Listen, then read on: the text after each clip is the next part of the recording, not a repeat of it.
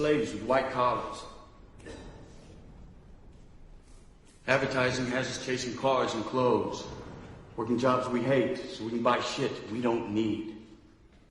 Most people trying to, buy things they don't need with money they don't have to impress people they don't really like.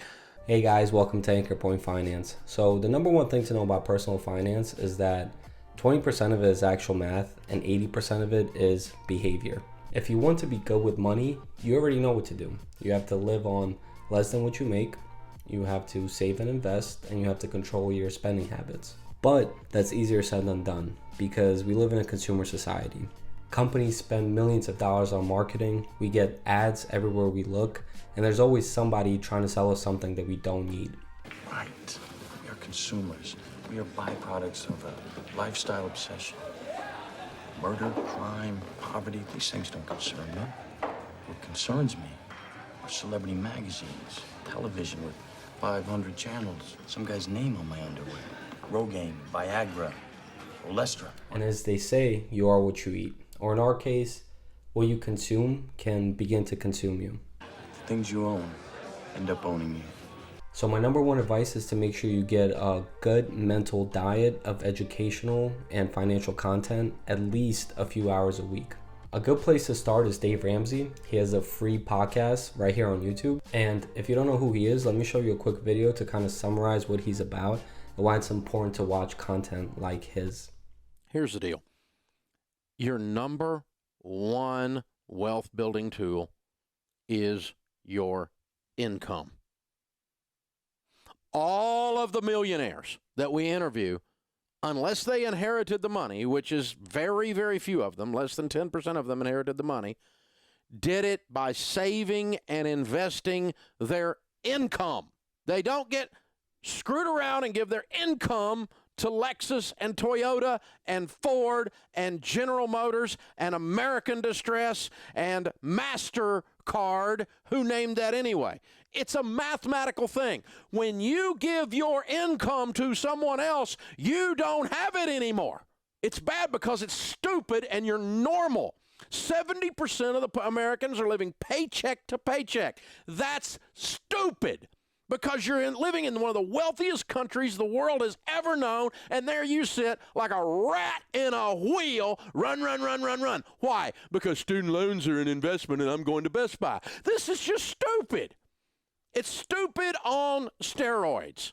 And I got a car payment bigger than your house payment, some of you. The average car payment in America now is $499. That's suspiciously like $500. If you take $500 a month and invest it from age 30 to age 70, you'll have, would you believe it? You're going to have over $5 million. And you scratch your head and wonder why you're freaking broke.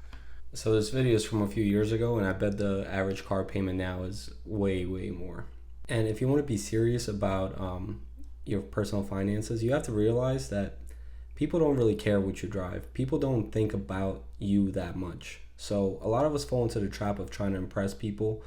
And if you just stop and think, like Dave Ramsey is saying, do you think anyone cares if you have a 2015 Honda Civic or a 2018 Honda Civic? When you pull up at a stoplight, nobody really cares.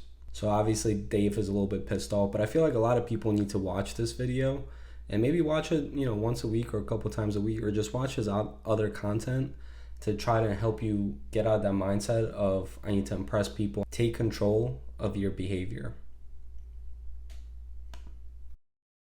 God, no wonder your students have student loans, because you're driving a dadgum $1 million car, $2 million, $3 million car. That's what it's costing you with your stupid car payment to impress somebody at a stoplight that you will never meet, and the thing's going down in value like a rock. We have to stop and think, America. You have to think instead of sitting around eating Skittles and watching Oprah reruns. This is stupid. We're fat and we're broke because we have no ability to do critical thought, and we don't stop and look at what we're putting into our lives. This is nuts. It's nuts. It's completely out of control. The number of people I've talked to just today with $25,000 and $30,000 owed on their stupid car. It's a car. Good God, it's a car.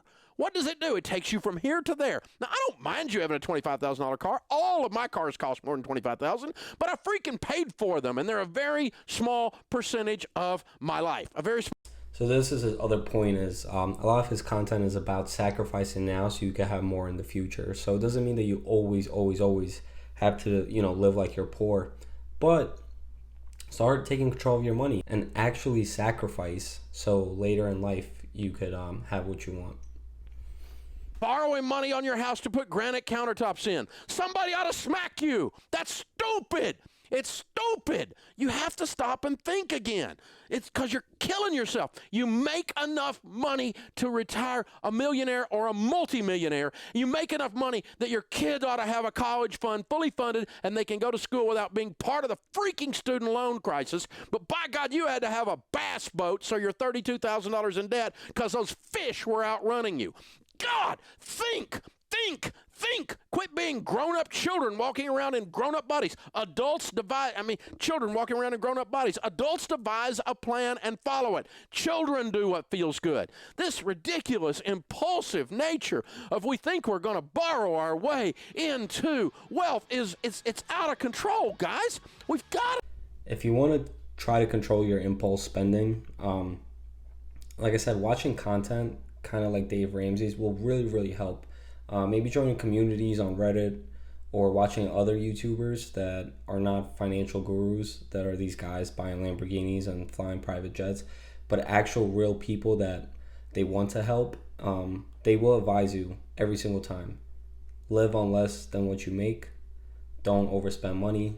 And I think psychologically, if you watch that type of content enough, it will help you with impulse spending.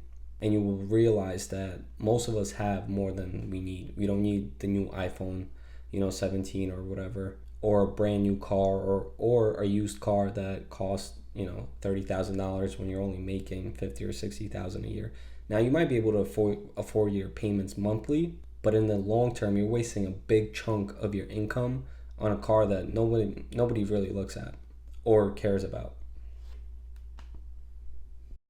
Stop this. It's killing you. It's killing you. While I'm sitting over here piling up money like it's dadgum nothing, and some of you are sitting there broke. Why? And then going, I'm going to borrow money at Best Buy. Oh, geez, I'm going to kill you. Seriously. I'm going to go borrow and get a student loan and invest in myself. Yeah, you're going to spend $140,000 and go in debt and get a degree in freaking left-handed puppetry. That's just dadgum stupid. It's just stupid. You have to think, people.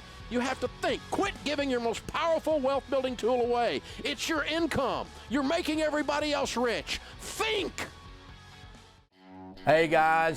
So obviously Dave is pretty angry in this video, and a lot of people say that Dave is very extreme, but I think if you really listen to him long enough, a lot of the stuff that he says makes sense. It really focuses on not just the math side of it, but the emotional side and the behavior side of finances. When you truly don't care about what other people think, it will help you to make better choices. But it's hard because, like I said, we live in a consumer society. We get ads and marketing every single day in movies, TV shows, music. And you might not notice it consciously, but I think subconsciously it really does affect our spending habits. So again, I would recommend to go and watch Dave Ramsey. He has a free podcast. It's really good. So I think it's important to watch content like this a few hours a week to try to start to deprogram what you were taught and how you were raised. And I included Brad Pitt from the movie Fight Club in this video because I thought it was funny that they have the exact same messaging. Now, obviously, Dave Ramsey is a real person and Brad Pitt is an actor in a movie. But I think it's interesting that if you ever watch that movie, at the end of it, you will think like, wow, we live in a pretty effed up society. And I think it goes to show how powerful media and messaging can be. So again, try to deprogram and avoid society norms. And I hope you guys enjoyed this video. If you can like and subscribe, I would appreciate that. And I'll see you guys in the next video.